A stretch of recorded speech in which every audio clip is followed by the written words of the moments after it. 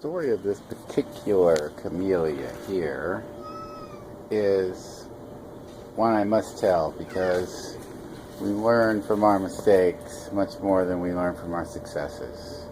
It's in good condition, even though it's under rain waterfall of late. Still looking pretty good, and a little yellowing there. Probably could use some ironite. Anyway, I moved this.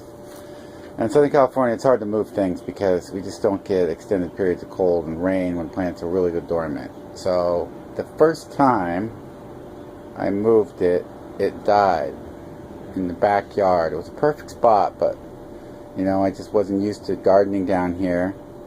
And when I moved it, it was huge. It was huge. Moved into the backyard, perfect spot. It's doing okay. And then bam, we got a hot dry spell, and it just croaked on me. I thought I was never going to have a camellia because that was when I first moved here 17 years ago. And there was a huge hedge over here. This hedge came through here like this. You can see the remnants of it. I was working on it. And there was a camellia growing out of the hedge. And there was more hedge here. And this camellia is actually the mother, right, of that one over there. Now, what I learned was, see, I moved this camellia right here. I moved it, and it died. And then one day I noticed, so that would have probably been around 2000 that happened. One day I noticed, hey, there's a little bit of a camellia growing still in this hedge here. So that was probably, 2005 or so. And I moved it over here. It's doing okay over here, hasn't died.